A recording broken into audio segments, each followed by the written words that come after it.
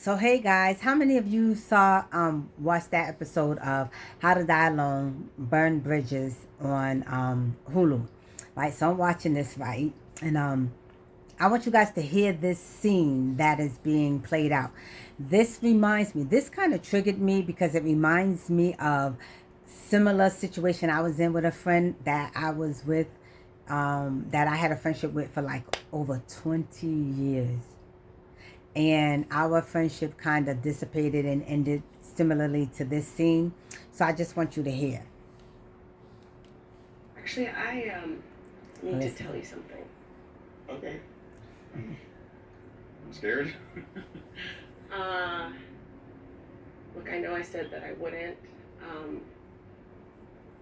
but I started the management class today. What? I, I never asked you for anything. It's just this one thing, and I know. you know how complicated my relationship is with my dad, especially now. No, but this was a good opportunity for me, and I had to put myself first for once. For once, lately, everything is about you. What? I'm in a real relationship for the first time ever. I met Ben's parents last week. I've never met a boyfriend's parents before. Boyfriend? Yeah. Rory, you've only been seeing him for a month. So what? If we're moving fast, who cares? The point is, you don't give a shit. You're changing. Good. Right. I don't want to be that person anymore. I want to be better. Ever since the accident, If I can got no. Not the accident again, okay? It sucks that this happened to you. Wow. But it's been over a month, Wow. okay? You're fine. You need to move on. fucking died, Rory. For 3 full minutes, dead. So don't tell me to move on. Right. Mm. If you had been a better friend, if you had been there, instead of ditching me on my birthday, Right. maybe none of this would have happened. Sorry. But you can't punish me for not knowing that you died for 3 minutes when you hid it from me. I don't read minds. You made ditching me a fucking sport! When we were supposed to go to Hamilton, you called and canceled at the last minute. Hamilton? Oh, when I begged you to come to my cousin's baptism, you had a stupid waxing appointment, and that was more important to you than me. No, I can't be there for you every second of your life, okay? It's not every second. It's being there when it matters. It's the fact that when I asked you to co-sign for my fucking stupid hospital bill, you said no. I needed you. You always need me! See, do you know how hard it is being your only friend? Do you? Pretending like I don't have a social life just to make you feel better about yours? Being the only thing that stands between you and your loneliness? Fuck, Mel! I am not your boyfriend!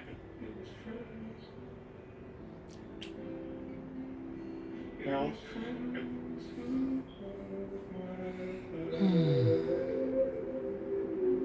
Boyfriend? I didn't. Rory, you're not even my friend. That part. Just go. Rory, just go. That part.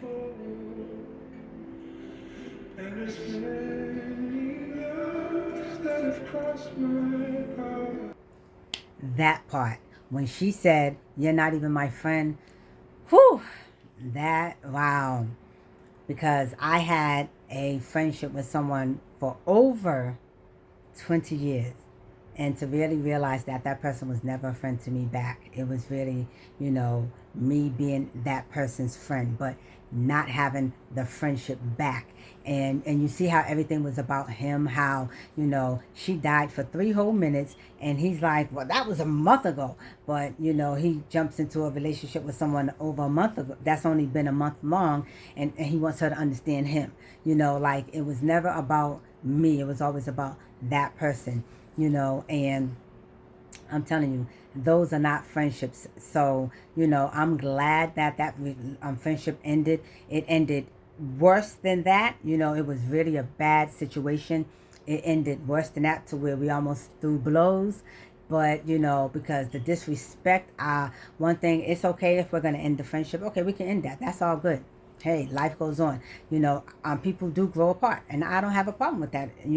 But the disrespect, the tone, the delivery, and uh, the just snug the arrogance of it, where they was like, where it just felt like they didn't give a flying fuck about me after all these years, and it was like, like I was, and then the new friendships that this person has made, right?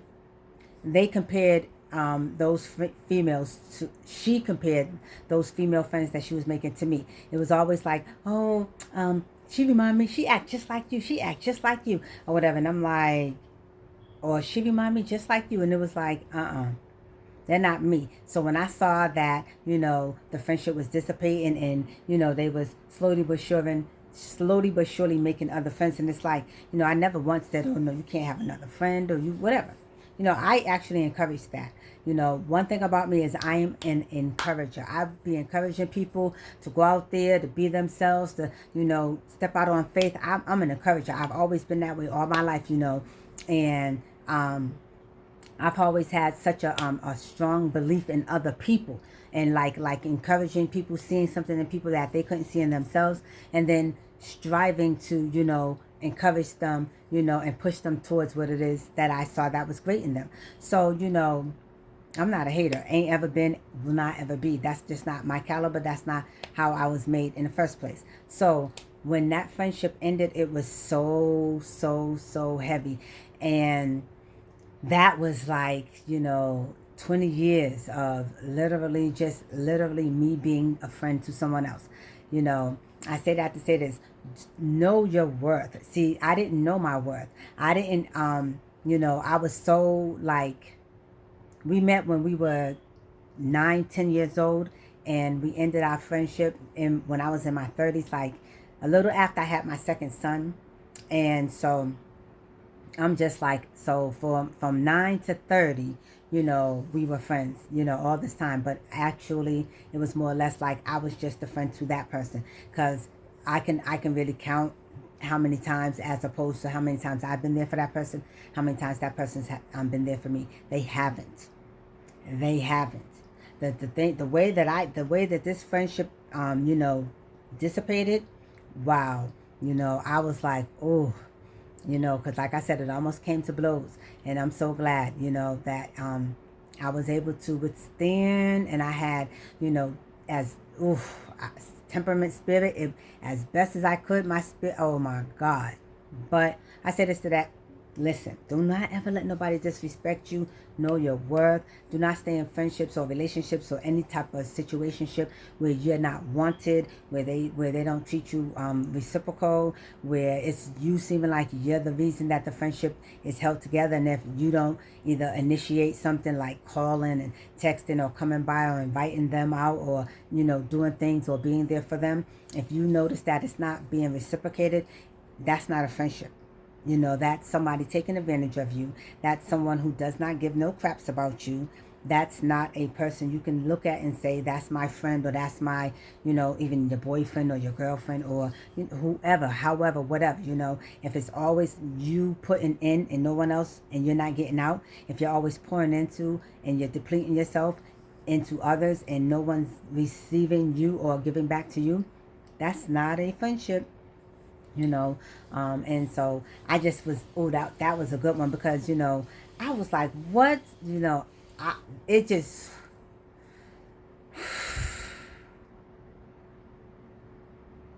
it just reminded me of, this friendship, or this situationship rather, because that was what it was a situationship. But I ain't want nothing but just, again, I did want to let you know, do not ever settle for less. Know your worth. You are valuable. You are worthy. You are loved. You deserve to be treated with respect, decency. People should have integrity. There should be peace and communication, and reciprocation, pouring into each other,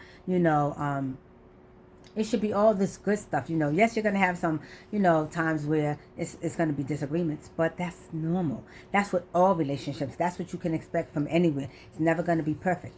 But It needs to be worth it. It needs to be reciprocal. There needs to be some respect. And most importantly, boundaries. Have a nice one.